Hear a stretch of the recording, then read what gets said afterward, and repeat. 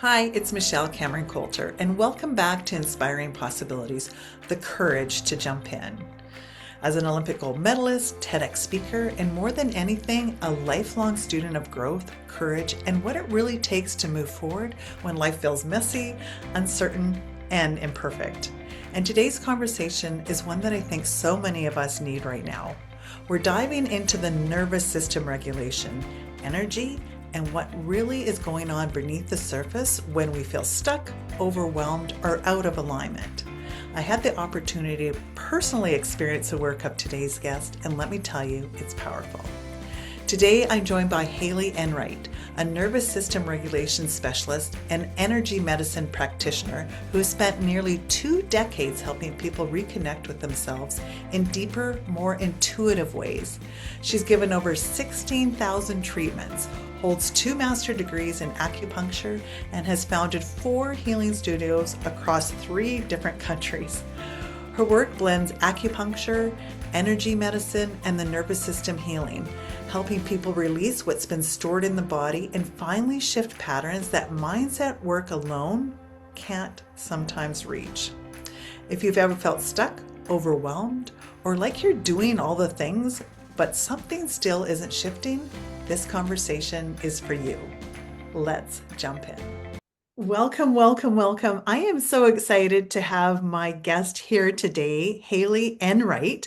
And I got to meet you briefly a little while ago because I actually got to hop in and have a session with this incredible woman who lives in Portugal. And I'll tell you a little bit more, and then we're going to dive in and hear your story, Hayley, of like what brought you to the work that you're doing now. But she has had nearly 2 decades, given over 16,000 treatments, earned 2 master degrees in acupuncture, and founded 4 healing studios in 3 countries. Okay, like underachiever. I cannot wait to hear your story and journey. And it's all your work is around energy medicine, correct?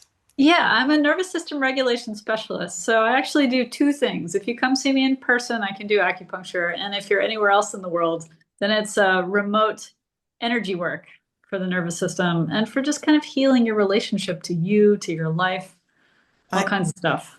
I love it. And do you find, like, I find that this conversation is coming to the surface more and more. Like, we're talking about we need to regulate our nervous systems, we need to get our cortisol levels down, of which I'll dive into that a little bit because I just learned something 2 days ago that I didn't realize about our cortisol levels, that they go up to try and protect our body. So when people say you have high cortisol levels, it's because it's working so hard to try and protect you. It's not that your cortisol levels are high, but it's like, Mhm. so we'll dive into all that because I know this is your area of expertise. But before we do, I would love to hear your story, Hayley, of what got you into the work that you're doing now. Like, tell us your story. I got really lucky. I was going to be a professor of medieval French literature, and I couldn't figure out why I was feeling progressively more and more unhappy about it because on paper, everything was good, all the boxes were checked, and my life was good. I didn't have anything really to complain about. But one day I was sitting in my apartment going, "Oh no, this is not good, and I don't know why. Help." And I was alone in my apartment. I heard a voice inside my body. It was not my voice. It was as clear as a bell. It had no gender. It said one word only. It said acupuncture. And I was like, what? Because I'd never had an experience like this before. But I also literally had no better idea. So after that, I got on my computer and looked up acupuncture schools near me. There were a bunch in New York City. I found one that I liked. I applied. I got in. And that was the beginning of this really lovely journey into what it means to help people in, gosh, in a really just what I find it to be such a profound and intuitive way to work. So cool. So tell me what you were doing before, like a little bit more of your journey. Like, what was life like before you got into what you do now and how it's shifted? We'll go into how it shifted, but what you were doing before and what was life now that like made you kind of going, all right, okay, it's time to change. Like, Oh yeah. Well, I always knew that I needed to do something that not only I would find engaging, but had like a purpose in the world, was doing something good for the collective. And so I thought being a teacher was the way forward with that. Although I'd always had a latent interest in medicine. I did start studying biology when I was in college, and then I realized I cannot work in a lab. This is not going to work out for me. I don't want to experiment on animals. I don't want to do these, that's just, I can't do that. So in college, I switched to studying languages, and then I got into the idea of teaching, and I experimented with teaching through literally every single age group. I worked with everybody, preschool up to adult ed, trying to find my place there. And I realized that I liked working with adults a little bit more. And Mhm. so then I decided to try to become a professor. So I was on my way. I was in grad school studying French literature, and I realized, like, nope, this is not it. I love that you shared this because everybody thinks I need to figure out what I'm doing. I need to figure out what I'm doing and then just stay to that path. And this is Mhm. why, like, this is why I love what I get to do, inspiring possibilities and the courage that it takes to jump in and change that path. I was reading a little bit of stuff, Haley, before, like on your site, and you work a lot with people that have, and I could have this incorrect neurodivergence or different, that they learn differently. Was that your situation, or was learning easy for you, or what was it like for you through that learning curve? Oh yeah, that's a good question. I've always been somebody who's been a little bit outside the box, so I really relate to and resonate with people who know that they don't quite fit in, because actually, like, this is where people get really interesting, because they when they realize that you have to express yourself in your way, and you can't do it in the kind of typical or normative ways, and like that's when you start creating relationships and structures and whatever else you do with your life. That's really cool. And so that's me, actually. So that's why I like working with people like that. If you're Oh, neurodivergent, that is like a diagnostic that we have now, which I think is really helpful. I get a lot of patients who come in who get this diagnosis as adults, and it mhm, and it helps them understand that the way they're relating to the world, which is different, and it's okay to be different, because there's so many skills that come with that. There's so many opportunities to think in ways that are really useful for humans. Then this gives them a framework for learning that they can accept who they are, and that to me is the thing. That's a way to find your inner yes. When you find your inner yes and you start really working with what you have within, like, wow, then things become not only easier, but also so much more fun. well, oh my gosh, I'm glad that you touched on both of those things. Well, actually, three big things: easier, fun, but also understanding that we learn differently. Because I really struggled through school. Like, I just thought I was Mm. like stupid, like until I Oh. had my son tested, like in grade three. I was just sharing this story recently, and he flipped words. I went, "Oh my God, this is what I'm doing." Like, I struggled through school. Like, it was hard for me to retain information, which is crazy that I ended up being in a sport that was all about like memorizing, like it was synchronized swimming. So it was like you had to, like, it was so precision, but it didn't come natural to me. And it Mhm. wasn't until I found out through my son that oh my gosh, I have these patterns too. It's just because I learn differently. And then when we can Mhm. understand, and I had never heard that term until like few years ago, neurodivergent, if that's correct. Like, instead of Yeah, saying you're dyslexic or you have a learning disability, like we get to shift it's not really a disability, it's a different way of learning.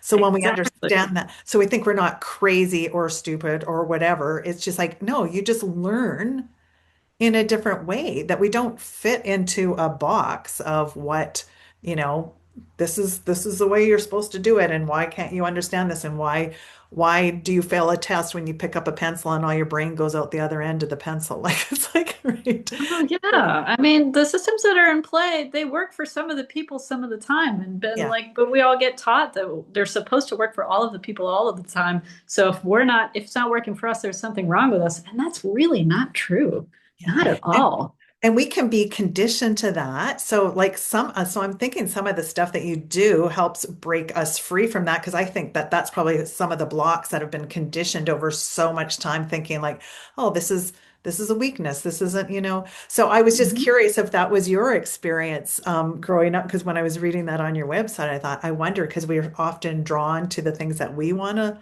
learn and where we get to grow as well.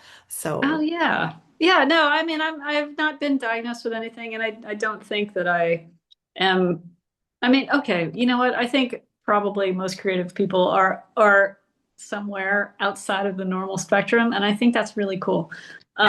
So yeah, so I that's that's where I find myself. So But you cool. know, but to be like to be in that way, it's not just how you learn, you know, it's how you process information.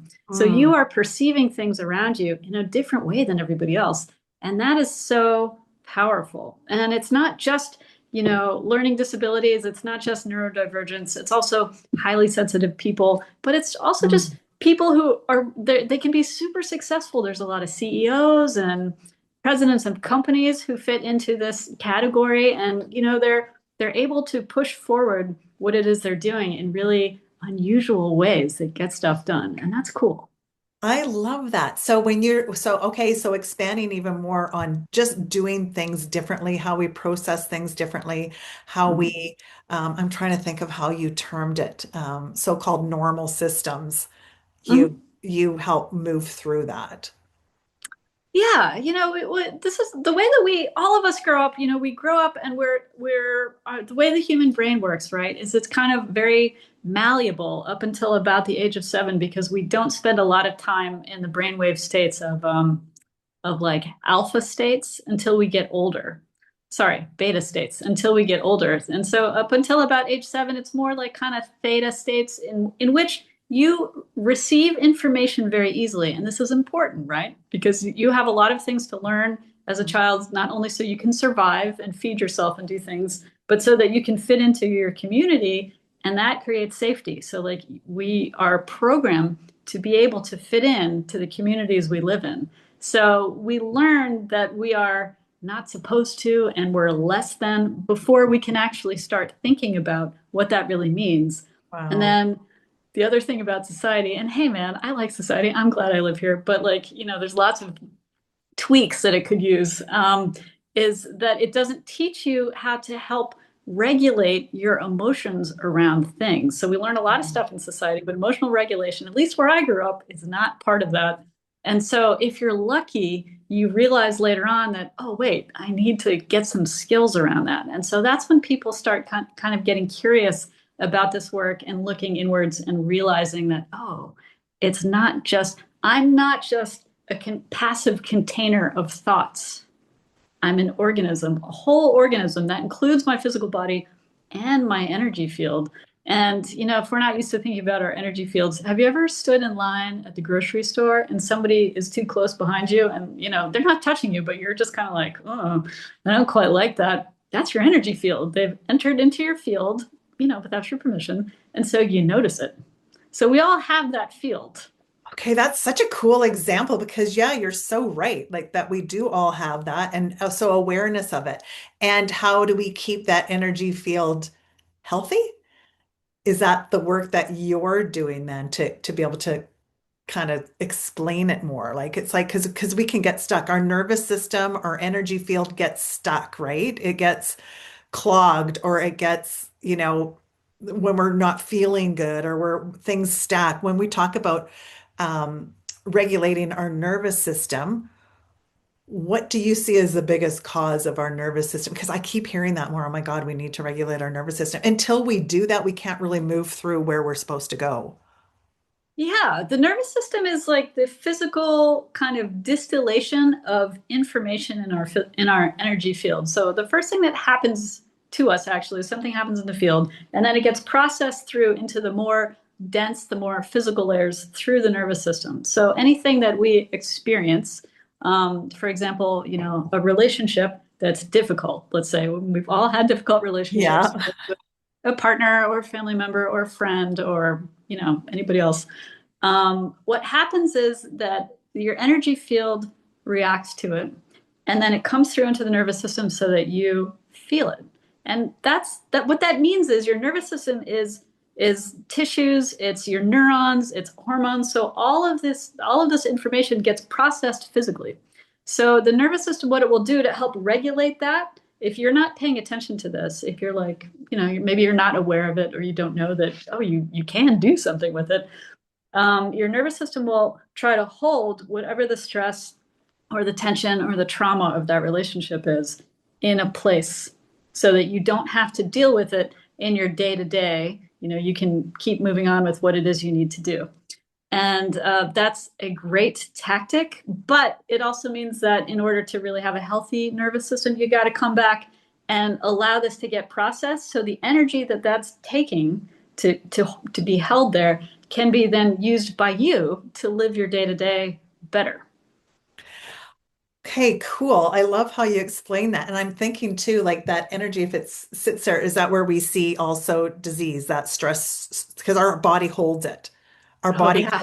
holds this in. So to Oh yeah. regulate the nervous system isn't just a nicety. Like it's like if we don't, Yeah, it's gonna come and it's gonna kick us in the ass. yeah. Excuse my Yeah, language. no, that's Yeah. all good. I love it. Yeah. No, it's true. That's when we start to see disease because our body can't, and we think we hold it in our mind, but our body actually holds it. I know Mhm. my dad who raised us, well, because I say that because I had two dads, my birth father and my dad that raised us, but he was a chiropractor and just our whole like understanding the nervous system and being proactive with it. So how Mhm. much of your work in your energy work is proactive and how much is like dealing with past trauma or stress or, or is it a combination of both? Oh, it really depends on the person who comes in. So, of course, I always ask, well, what is the thing you would like to focus on? And so then we start to look at that angle first, if you will. But usually, because we are multi-layered beings, right? It's not always a simple answer. It's rarely a simple answer. Oh, So usually true. things get layered on top of other things because your nervous system is doing a good job of holding those issues together to try to keep them away from your immediate attention so you can keep moving on. And so when you are working with your energy field, like you'll notice that, there's a layer here, and then you can open it up, and that gives you some more kind of perspective on what else is happening. And there's another layer there, which maybe is older. Maybe it's deeper. Maybe it doesn't all belong to you because you took in somebody else's ideas. I mean, there can be a lot of things going on. So true and so powerful. I know when I got to have my time with you, I was dealing with some health stuff too. And even still moving that energy in that period of time, I could feel a shift. But it's like Mhm. it's not something that it's a one and done too. Well, I mean, if you think about how long, we've been living our lives, right? I mean, it's decades Yeah, probably before you start maybe taking care of yourself yeah. because nobody taught me as a kid that I needed to do that stuff. Yeah, so then by the time you get to the point where you're like, oh yeah, I need to take a look at this, then there's a lot of things to take a look at. But the good news is, you can always do something about it. Yeah, I love it. And that shift can make such a massive difference, like letting go of that, like not only shifting that nervous system energy, but it frees up so much more space and everything. Like it's like the linchpin to everything. Like when we think about what we carry is so much. And so what you do from everything I understand is really help lighten that, release that. So what are some of the things that people could do for themselves? And dive into like having some time with you. I know you have some resources. I was watching one of a video, I think it was on Instagram, somebody talking about their relationship and being in not a great relationship and trying to figure out how to navigate next steps. And you have resources that you can actually walk people through some of this work before they even get to have time with you.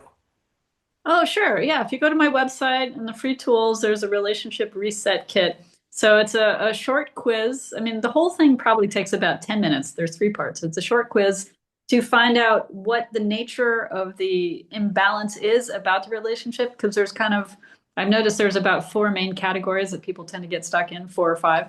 So those Let's could be pause over. for a second. What are those? Yeah, I want to Oh, know those.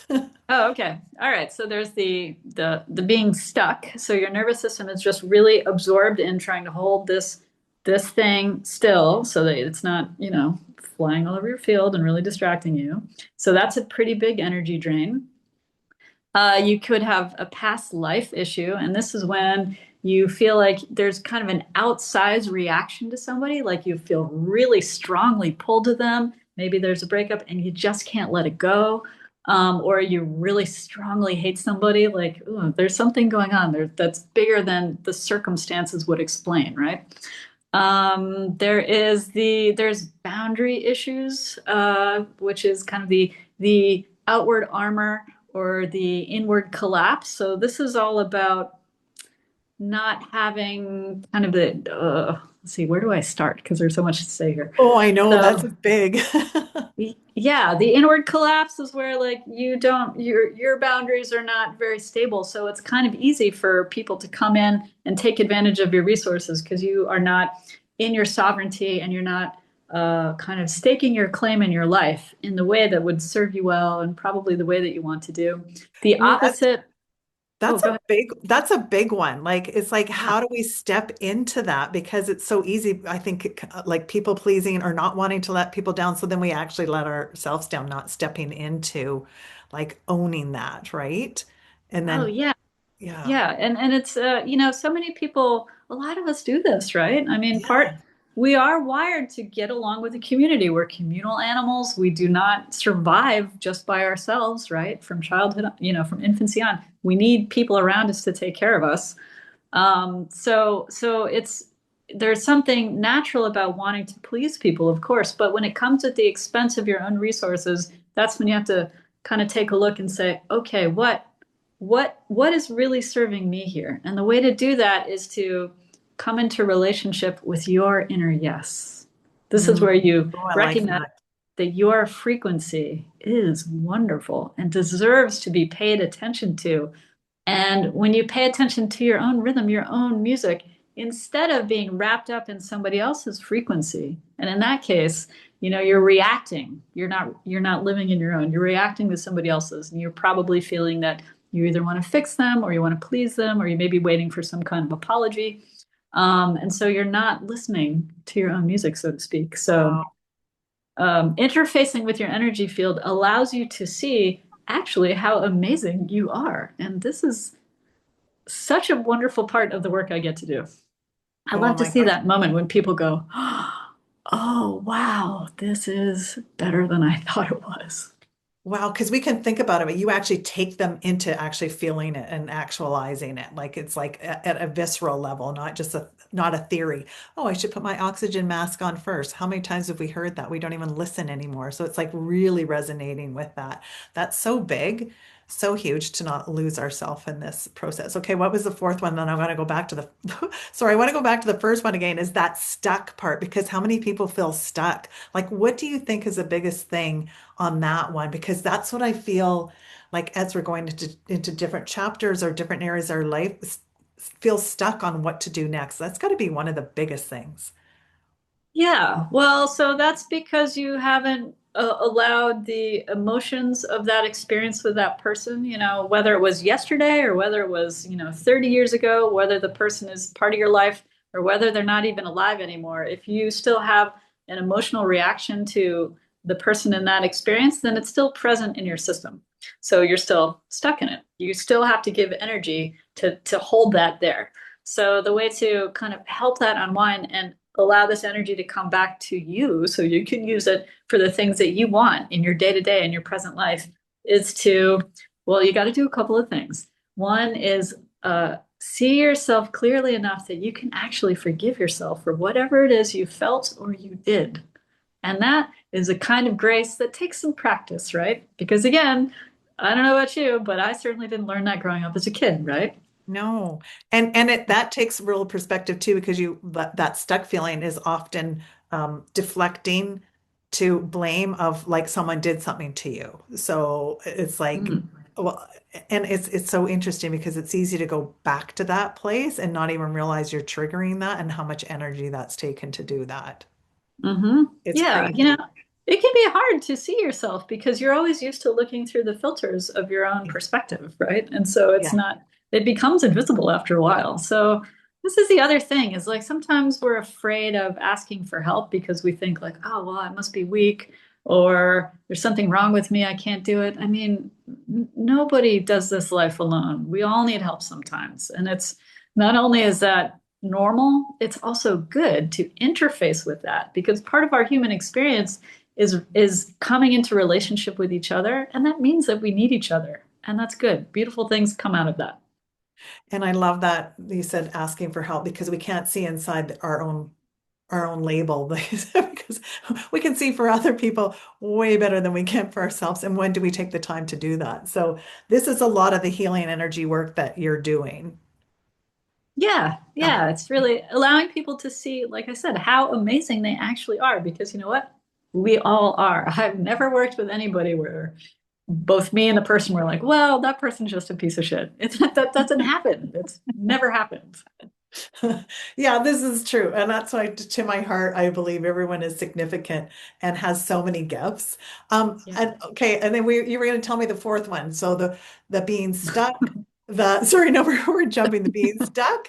Um, what was the second one? It Well, so I was was describing the boundary issues one, which actually has two parts. So the one is the inward collapse, and then the other one is the outward armor. And so this is the instead of collapsing inward, you decide like, okay, I got to protect myself against the yeah. world. And so you might come across as, harsh or unforgiving or emotionally unavailable because that's how you're treating yourself on the inside. And so you're not Wow. giving grace to other people because you're also not giving it to yourself. Wow. Again, this comes back to the idea of your inner yes, of like accepting that your frequency is yours, belongs to you. It's amazing, it's beautiful, and it's worthy of your attention, which again is tied into forgiveness, right? Wow. Powerful. So powerful. Okay, so what was the fourth one? The fourth. Let's see, past, yeah, we said past life. And then, oh yes, a block in the sacral chakra, which is also in Chinese medicine known as the dantian, the lower dantian. And so, okay, so we have in our bodies different kind of batteries for life. And in Chinese medicine, the kidneys, which are situated in what we would call the lower dantian in Chinese medicine, is the battery for life that we have. It's like from birth to death, we're using kidney energy to live and to be. And it rules our developmental phases, going from infancy all the way to old age. And it also rules our ability to reproduce. So there's a lot of energy available for that. You have a lot of energy available for your life and probably also to reproduce if you are more or less physically normal, right? And so if there's a block in this part of the system, imagine it's like a fire. And you need this fire to be nice and warm and toasty so it can kind of infuse the whole organism with enough energy and life, right? Well, having a stuck relationship is a little bit like putting wet logs on that fire. So you can put a bunch on there, but they're not going to catch because they're wet. They're not ready to turn into fuel. And so if that fire kind of dims and gets like low or stuck, the flames are trying to find their way through the wet wood, for example, then we don't have as much energy to infuse upwards into the upper dantian to the heart area. And this is where our primary relationship lives. It is the relationship with self. And this is the filter through which every other relationship we have with anything in life, with people, with objects, with experiences, anything gets perceived. So ideally, you would have a great relationship with yourself. And that means that you can show up for anything that you're going to do, any person you're going to be with in a way that's authentic to you. And it's hard to do if your dantian, your sacral chakra energy is low. Wow. Okay. So when you say kidneys, like physically, your kidneys are struggling at that point. Well, so the Chinese medicine description of kidneys doesn't correspond one to one with our Western idea of kidneys. So, like, Okay, it does interesting. include the kidney organs, but it's also the kidney meridian system and the constellation of relationships around that. It's Western medicine doesn't have that as a concept in the same way. So, it's not really just your kidneys. So that area, like blockage in that area. So interesting because when you and I had our time together, that's where I was on the struggle bus. Like I was on the struggle bus Yeah, I dealing with remember. a lot of stuff. Yeah, like majorly. And just helping move through that. And I think it's like still moving through that, but it's so interesting to understand what's actually happening and that part to really like embrace and love ourselves. Like how can we do that for anybody else until we really get to that place and have that courage to do it. So fascinating. Okay, tell me. I know there's so much I could just we could have a Mhm. whole master class here. You founded four healing studios in three countries. Share the story of that adventure and how that all unfolded from like hearing that, okay, I'm going into acupuncture. I'm going to dive into this, that you're more than teaching, you're changing people's lives with the energy work that you're doing. And then Oh, yeah. from master's degree, two master's degrees in acupuncture to then founding the healing studio. Share a little bit of that journey and how that's all evolved. Oh, well, I never really set out to do those things, but that's just kind of how life unfolded because, if you, like many of us, we don't quite fit inside the box. We got to do things our own way, right? So, yeah, so I got my two master's degrees in acupuncture. I opened up a studio in Sarasota, Florida, and I worked there for a while. And then my husband and I decided to move to Paris, which was delightful. So, it's my career. It's the thing that I love to do. So while I was in Paris, I founded a studio there. And then we decided to move to Lisbon. So here we are in Lisbon.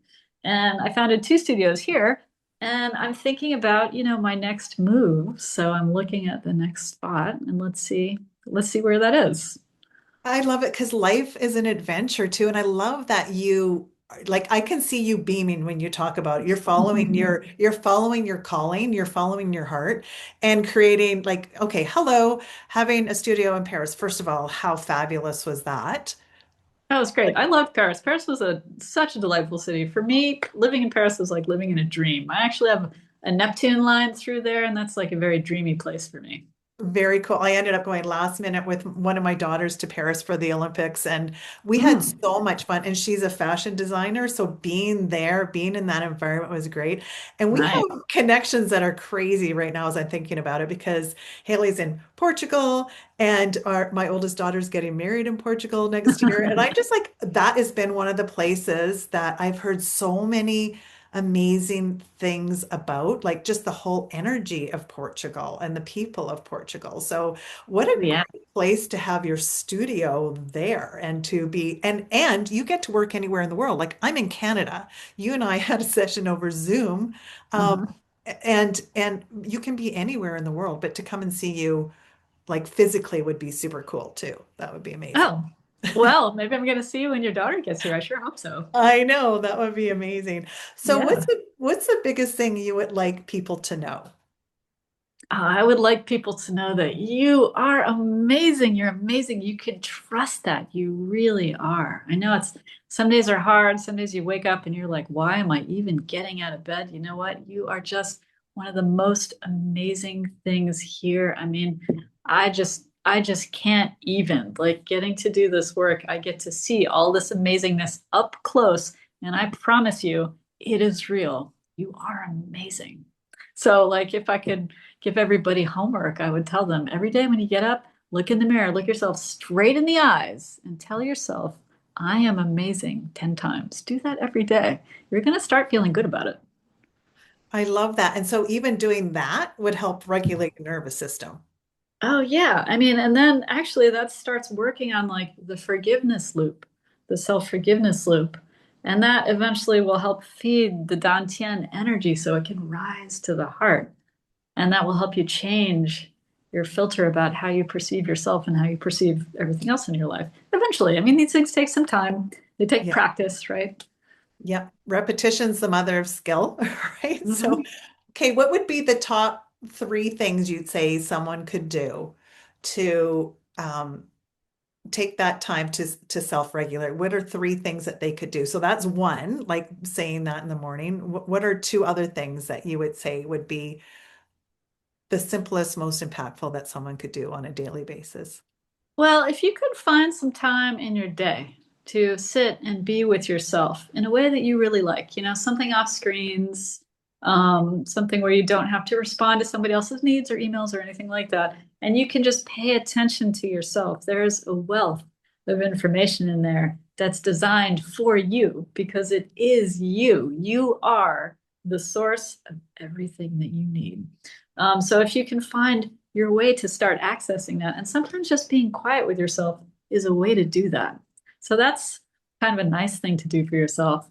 A third thing, oh, well, so taking care of your body, like eating things that make you feel good rather than make you feel kind of crappy on the back end, even though it tasted good, that helps your nervous system because then it's not having to process the junk and it can spend more time focusing on what it is you want to focus on. It's not easy to change diet. And oh my gosh, I got a whole spiel about this because part of the nervous system lives in the gut, right? So it's so fascinating to me, having worked in multiple countries, to see how people respond to the native cuisine that they grew up with and how attached we get to it. I mean, they say like the path to a man's heart is through his stomach. This is true for everybody. It's not just for the guys. What we eat Wow. is really tied to like how we think about love and how we think about loving ourselves. So hopefully you have the option to get some healthy food into your system because that kind of clarifies how you feel about yourself. Wow, so interesting. Oh my, we could do a whole master class on that. It's like, I talk about in my TEDx about how like letting go of that perfection and that it's nap, snack, and play our way to our best self. So like nap, like being Exactly. rested, snack, like what we're fueling our body with, our body, our mind, what we're putting in. And to your first point of slowing down, like we don't take the time to sit and Mhm. like be to see like what am I fueling myself with and am I playing and having fun, like it's like when we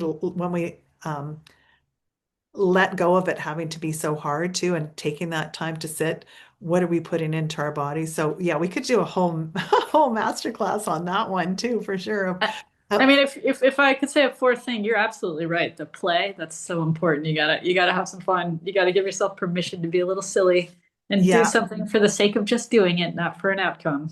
Oh, that's so good. Like to just do it, not for the outcome, but to have the joy in it, right? So Mhm. all these things impacting on the nervous system. And I love that you did dive in here and talk about the gut health and our nervous system, like how big that is. Because are you noticing that we're seeing way more allergies, like, gluten intolerance, like, are we seeing such an increase on that?